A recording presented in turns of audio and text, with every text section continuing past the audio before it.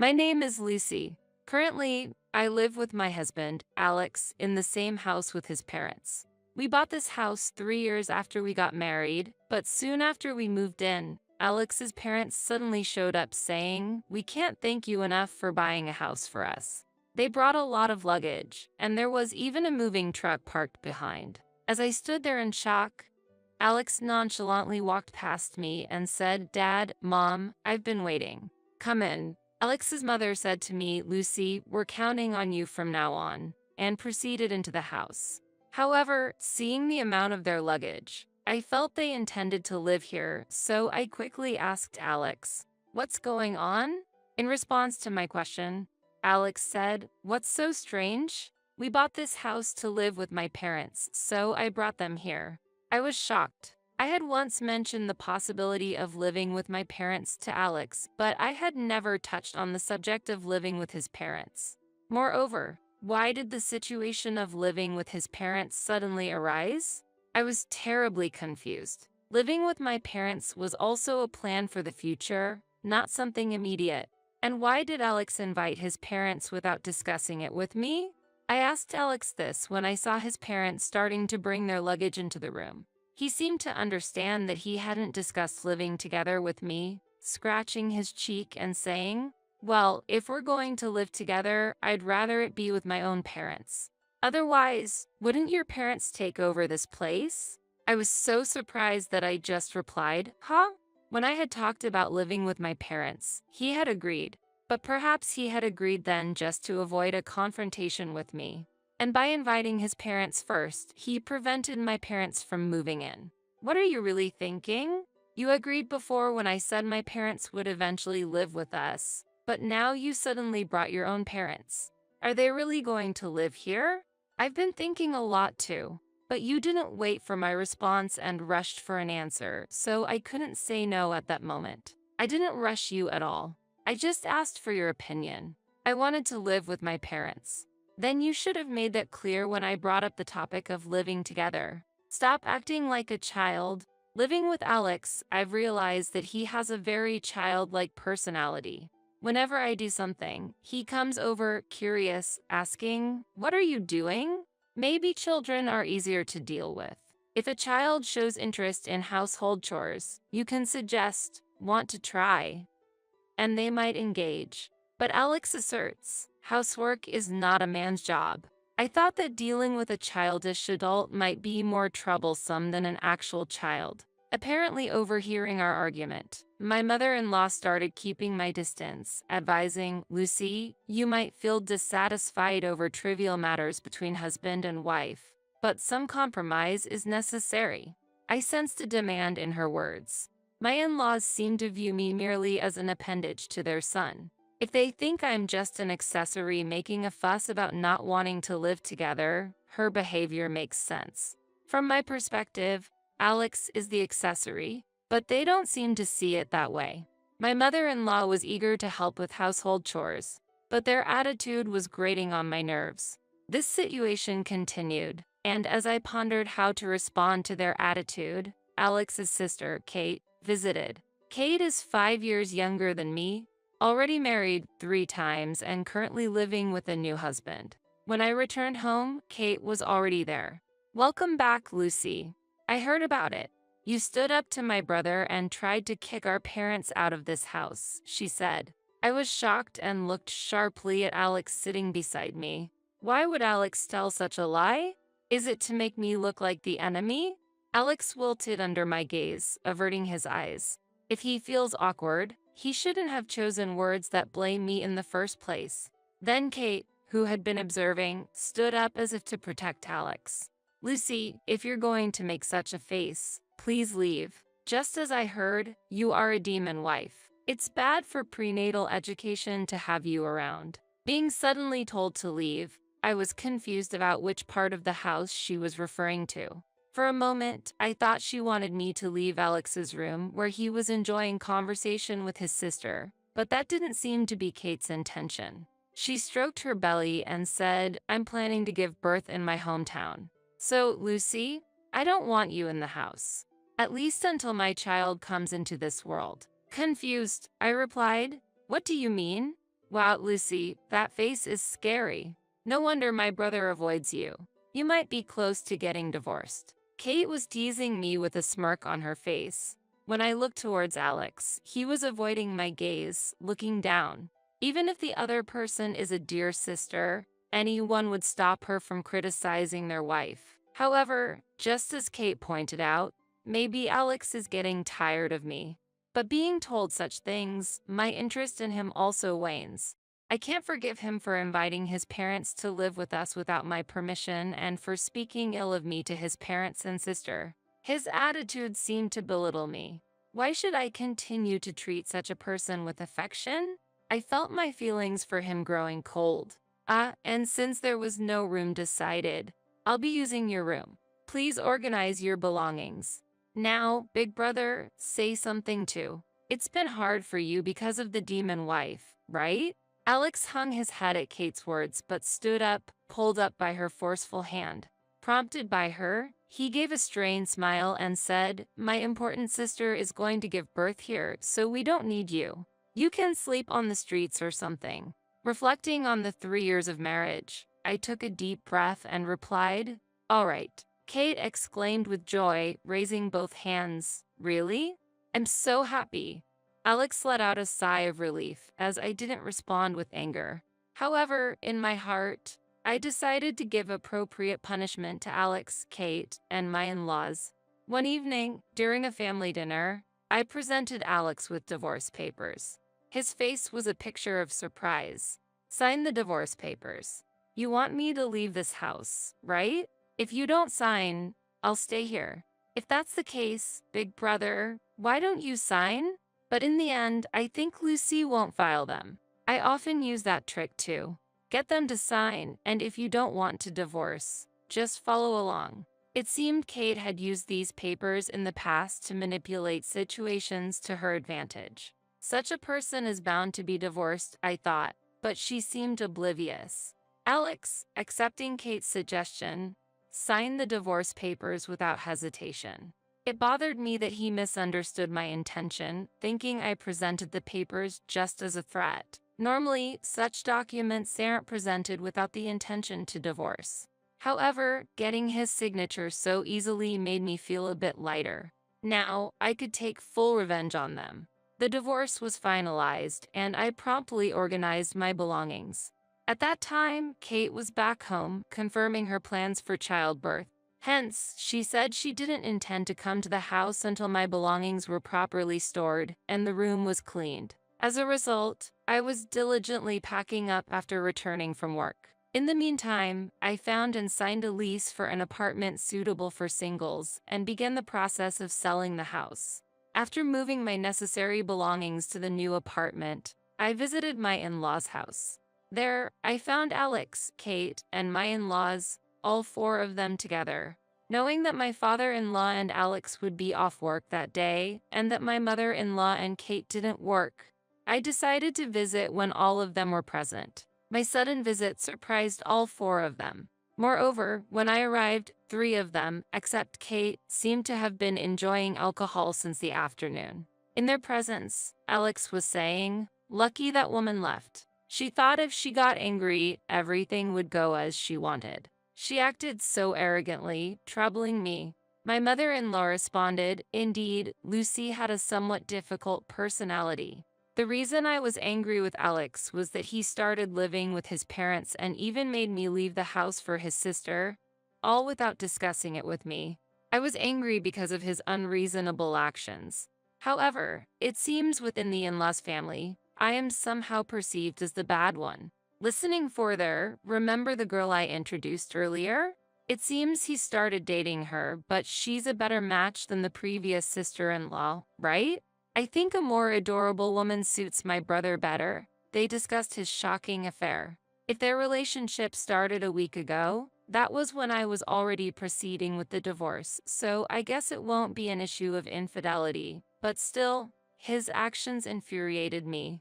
I briskly opened the room door and checked the faces of the chatting in-law family. The 4 of them seemed not to expect my return and were surprised. I came with the real estate agent. Lucy? Who is that man behind you?" Alex asked, pointing to the man behind me. Before I could say anything, Kate exclaimed, "Isn't that sister-in-law's new partner? Brother, this is infidelity. Let's make her support us financially." In the midst of everyone thinking Alex and I are still married, I've lost all patience with Kate, who, despite having introduced Alex to a new lover, is now making a fuss demanding money. Amidst this, the real estate agent handed a business card to my father-in-law and greeted him. Looking at the card, my father-in-law wondered, "Why is someone from real estate here?" The agent replied, "To appraise the value of this house." My in-laws exchanged glances and started laughing. "We plan to continue living here, so no appraisal is needed." However, the agent clearly stated, "Actually, this house is in Lucy's name. She wishes to sell it, so we are proceeding with the sale." Upon hearing this, my in-laws showed expressions of surprise, seemingly unaware of this fact. Perhaps Alex hadn't accurately conveyed this information.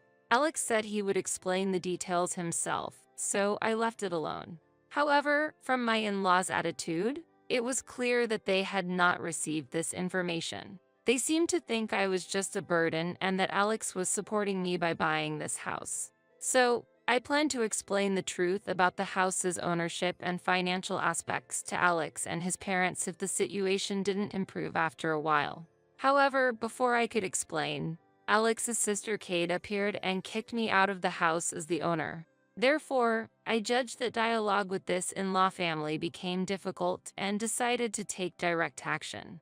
That action was to find a new home for myself, complete the move, and then promptly sell this house. Alex seemed to take Kate's words at face value and was complacent, thinking I wouldn't divorce. Seeing Alex's surprised face, I sighed inwardly. Since I, the owner, was kicked out of this house, it makes sense to sell it. It might be, but this residence is mine as well, and since we're married, it's also yours. Right now, my parents and sister are living here too. So what?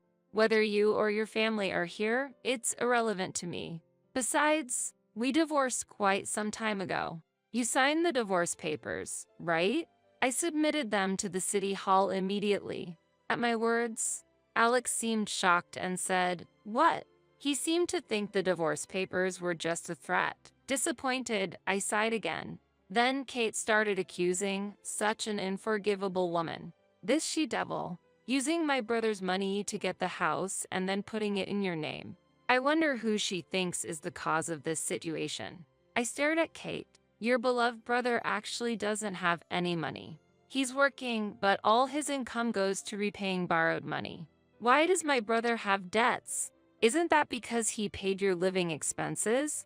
Kate had been married 3 times, but 2 of them ended due to her infidelity. Each time she would say, "Please keep it a secret from my parents. I don't have the funds, so help me," and Alex would comply with her unreasonable requests. At first, I didn't notice, but then I discovered that the savings we were supposed to be building together had significantly decreased and confronted Alex about it. It turned out that Alex had been giving living expenses to his sister Kate without telling me. Despite this, I resolved the house payments using my own savings. I was beyond surprised and felt utter disdain for him for giving his sister such amount of money. Even if he said he would pay back the money in the future, I could no longer trust his word. I hired a lawyer. It was to recover our joint savings that he had squandered. Before I could share this fact, his parents, learning about their daughter's infidelity, exploded in anger. All her past divorces, she said they were due to personality clashes. To think Kate was unfaithful. Such a dirty child. We didn't raise our children to be adulterers. Wait, Mom, Dad, it's just Lucy talking nonsense. This isn't true. Perhaps feeling disadvantaged in this situation, even Alex, who doted on Kate so much, exclaimed, "It's all your fault. Because of all the money I gave to you to support your life, I ended up in debt, and because of you, Lucy and I had to divorce." Hearing this, I said, "Is it really all Kate's fault? It was your decision to suddenly bring your parents to my house, wasn't it? It was you who collaborated with your family to label me a wicked wife. And to think, just because your sister is your favorite, you plan to drive me out of the house, eventually leaving me to live on the streets? That's ridiculous. He tried to cling to my leg, but I kicked him away. I'll be getting back all the money I paid on your behalf. Prepare yourself, I'm coming with my lawyer tomorrow. With that, I left the house. While we were talking, the house valuation was completed. Fortunately, it looks like the house will be sold as I hoped. The next day, when I showed up with my lawyer and explained the list of expenses he had wasted, his parents, looking at it seriously, said so much money existed, yet because of Kate's actions. They glared sternly at Kate, who was at the corner of the room. It seems his parents came to the house believing Alex's words about taking care of things from now on. But Alex's lies and Kate's adulterous actions had destabilized their retirement life, and they were furious. Alex incurred additional debt. After that, he was immediately kicked out of the house and ended up living in a simple apartment with his family. Kate, facing condemnation from her family, decided to live with her husband for a while and gave birth. However, since the child's hair color was clearly not her husband's, she was kicked out of that house as well. It was difficult for Kate to raise her child properly, and the child was placed in an institution. Kate, with nowhere to go, seemed to have no choice but to return to her condemning family. It seems she is still being asked for money by Alex, but I am free. I am enjoying my independent life and considering trying something new in the future. My name is Lindsay. I'm a 29-year-old company employee, and this year means I'm getting older still. I met Jake, a year older than me, through friends, and we decided to marry 6 months after we started dating. Jake, who made a name for himself in tennis during his student days, is an active person who continues to play tennis even now. As I was in the tennis club during my student days, we immediately found common ground together. Once we started dating, we would often play tennis together on the weekends. One day, after our date, Jake proposed to me and we decided to get married. It's been almost 3 years since we got married. We don't have children, but we bought an apartment after getting married and have been living together ever since. Both of us work, and while we aren't struggling financially, we can't say that we're wealthy either. We're living a happy life. However, something happened between us that shattered my peaceful days. One day, Jake suddenly asked me to come to his parents' house. Surprised, I hurried there to find Jake, his parents, and an unknown woman waiting for me. As I struggled to understand the situation, Jake suddenly knelt down and said, "Lindsay, I'm truly sorry. The truth is, I've been involved with this woman here, Olivia. Last week, we found out that Olivia is pregnant. I feel responsible for her and the baby. So I think it's better that we separate. I'm sorry, but I want a divorce." Jake shocked me with this revelation. Exposed to his infidelity, the pregnancy, and faced with his demands for divorce, I was stunned. That was when my mother-in-law spoke to me. "Lindsay, please forgive Jake. Yes, he cheated, but the problem lies with you too. You and Jake weren't really a good match from the beginning. So, I'm sorry, but please forget about him." And my father-in-law added, "Olivia's father is an executive at a major company. A man in a totally different position from someone like your poor father. I think you know who's more suitable for our son." I couldn't believe it. Jake's father belittled not only me, but also my father too. Normally, parents would put the blame on their son for cheating, but Jake's parents didn't seem to think that way. Instead, they seemed to think it was natural for us to divorce, and that their son had done nothing wrong. I took the divorce papers and said, "I understand what you all want to say. Being with people who have such warped thoughts might affect me too. I'm shocked at how you make it seem like I'm the villain despite Jake's infidelity. Don't worry, I'll file these divorce papers myself. I'll leave the rest to a lawyer." And with that, I quickly left the scene. As I left, my father-in-law mockingly said, "A poor person hiring a lawyer? What a waste of time and money, when she doesn't even have any. She shouldn't bite off more than she can chew." Ha ha ha. Ignoring him, I left his parents' house and immediately went to City Hall to file the divorce papers.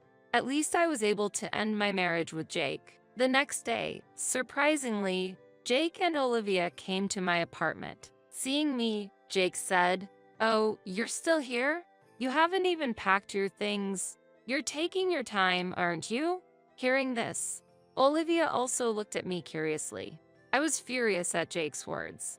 "What are you talking about? You're the one who should be taking it slow. This is my house, so you should be the one to leave. The movers are coming soon to take all your belongings to your parents' house. If there's anything you don't want them to touch, you should take it now," I retorted. Hearing this, Jake suddenly panicked. "What? This is my house. The ownership should be in my name," he exclaimed. I was dumbfounded. After all, this apartment was bought in my name. I had already told Jake about this and about my family's background before we got married. But it seems that Jake is the type to conveniently forget things that don't suit him. Perhaps this carefree nature is why he was easily swayed by Olivia. I showed the deed to the apartment and my name was clearly written on it. Jake's face quickly changed upon seeing it. Meanwhile, Olivia's face began to cloud over with anger. "Jake, what is this all about? This is completely different from what you told me before. Were you deceiving me?" Olivia began to confront him. This is strange. What's happening?" Jake responded in confusion. "That's not an answer. Explain yourself." Olivia pressed on. "First, this is my house, so please take your argument outside. And just so you know, Jake has various debts. So if you're planning to marry him, be prepared for that burden." I calmly stated the facts to Olivia. Hearing this, Olivia seemed about to say something, but I didn't care and kicked both of them out of the room, slamming the door behind them. After a while, I could hear them arguing outside the door, but it eventually quieted down. About an hour later, the movers finally arrived and took all of Jake's belongings to his parents' house. The room was now clean, and I was relaxing in the newly organized space. But it was short-lived. Suddenly, the intercom rang repeatedly.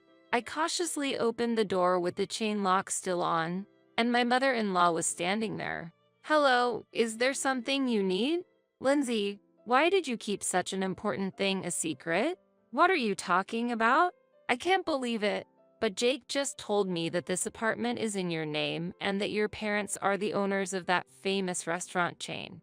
It seemed Jake finally remembered my family's circumstances. "What about it? If I had known, I would never have let this divorce happen. A daughter from such a wealthy family. We would love to have you back in our family. Lindsay, please, reconsider and start over with Jake." I was shocked and at a loss for words at her outrageous request. I couldn't possibly agree to what she was asking. "You really have a terrible way of thinking about things. Am I not a human being? Are you only interested in money? I'm sorry, but I don't want anything more to do with you. There's nothing more to talk about, so please leave," I said and attempted to close the door. But my mother-in-law, infuriated by my attitude, raised her voice in anger. "Don't be so arrogant. I'm giving you my permission to reconcile your differences. Fix things with him right now. I won't leave this spot until you agree to get back together. Open this door immediately." She said this, pounding on the door repeatedly. I decided that I couldn't handle this alone and called the police. They came and took my mother-in-law away. Even as the officers were taking her, she was shouting something loudly, but I no longer cared to listen to her words. There was a reason why my in-laws were unaware of my family's business background. My father, coming from a poor background since childhood, continued to live modestly, even after becoming a company president. He never considered buying branded clothes. He always took great care of his belongings and used them for a long time. Hence, at our wedding, he wore a suit he had bought decades ago. Seeing this, my in-laws assumed that my father was not financially well off and misunderstood his restaurant chain as a small, privately owned business. As a result, they never delved deeper into my father's business. Time went by. without them understanding the true circumstances of my family. Days after managing to send my mother-in-law home, Jake tried to persuade me to reconcile our differences. His persistence was incredibly exhausting. It was surprising how insistent he was, despite the fact that he was the one who proposed the divorce. He seems to have a talent for quickly forgetting inconvenient truths. I opened the door, keeping the chain lock on, and Jake, upon seeing me, began to speak with teary eyes. "Lindsay, please, let's give it another try. Everything is my fault. I'm truly sorry. I still love you. Let's be together again." He then explained a sudden turn of events. Olivia had apparently approached Jake aiming to get his house, pretending to be pregnant to sway him. However, once she learned about Jake's considerable debts, she gave up and fled, and now Jake was coming to me to seek reconciliation. Huh? What are you saying? I don't know anything about that. How can you say that? After you cheated and brought up divorce, now that she's left you, you want to get back together? There's no limit to your audacity. I have no intention of getting back together with you. Don't ever come here again. I refused Jake right there and then. Surprisingly, he quietly left. However, this was not to be their last attempt. Days later, Jake's entire family unexpectedly showed up at my workplace. They were shouting, "Bring out Lindsay. Get that woman out here. We know she's here," causing chaos in the office and leading to the security guards being called. I stood there, dumbfounded by the situation. But they wouldn't have things their way any longer. I worked at the headquarters of my father's company, and that day, my father was also in the office. All of my colleagues also supported me. "Hey, what are you doing? This is my company. Don't just barge in and make a scene. I know everything you did to demean my daughter. Don't ever come near her again, and never set foot in this company again." My usually calm father shouted furiously at my ex-in-laws. Everyone, including the employees and Jake's family, must have been surprised at the anger of my father, who usually only shows his gentle and calm side. Sorry. We're really sorry." Jake's family desperately apologized. My father's stern words had immediately quieted them down. As they were being escorted out by security, my father shouted in a strong voice, "Don't you ever come here again, and never do something like this again. I won't allow it. You understand?" Hearing this, I couldn't stop myself from crying. I felt a deep sense of gratitude that my father had gotten so angry for my sake. Later, through the company's legal advisor, I decided to seek damages from Jake's family. I sought damages for the divorce due to Jake's infidelity, for his persistent attempts at reconciliation after the divorce, and for the disturbance at my workplace.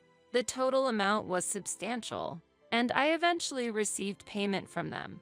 I also made them sign a written agreement promising never to come before me again. Jake's family's state of affairs rapidly declined thereafter. Chased by the money owed to me and Jake's existing debts, they ended up selling their home and moving far away.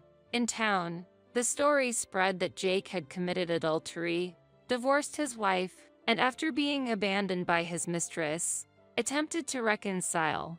Facing such embarrassment, they could no longer stay in this town. While I felt a bit of sympathy for them, I also knew that everything was a consequence of their actions, so it was clearly deserved. Jake's family never appeared before me again. Finally, I was able to resume my peaceful days. However, my father had harsh words for me as well regarding what had happened. He blamed me for not recognizing before the marriage that Jake was a person who would commit adultery and accrue debts. Certainly, while Jake was at fault, my lack of insight was also partly to blame. Unable to argue with my father, I felt disappointed and disillusioned with marriage. I felt that I needed to give my heart a break. However, about a year later, I decided to marry my colleague, Matt. Matt was sincere and earnest in his work, trusted by everyone. I was initially attracted by his personality, but as we started dating, I was also drawn to his lifestyle. His life was surprisingly simple. He never indulged in branded items, used everyday things for a long time, but generously spent money and spoiled me on dates. His behavior was very similar to my father's. My father, who usually saves money, would splurge on family trips, bringing us joy. I deeply loved and respected my father. Realizing Matt's actions were similar to my father's, I felt that I could be happy with him in the future. Therefore, I decided to marry Matt. I was worried about being scolded by my father for remarrying within a year of my divorce, but his reaction was surprisingly positive, probably because he had heard of Matt's reputation at work and knew of his character. There was nothing bad said about Matt, and from my father's perspective as the company president, Matt seemed to be performing exceptionally well. I feel confident that Matt will take good care of you, Lindsay, my father told me happily. Matt and I were happily married. Not long after our marriage, we discovered that I was with a child. The happiest person to hear this news was undoubtedly my father. I was so glad to see my father happy. Reflecting on my time with Jake, where we didn't have children even after 3 years of marriage, it seemed like a stroke of luck. Matt and I plan to take over the company in the future. We are currently learning the basics of management from my father. Although there are many challenges, we accept that they are our responsibility as successors, and we are working hard together. We believe that we will need even more effort for the sake of our upcoming child, despite all that's happened. I am now very happy. Together with my family, we intend to firmly support this company in the future.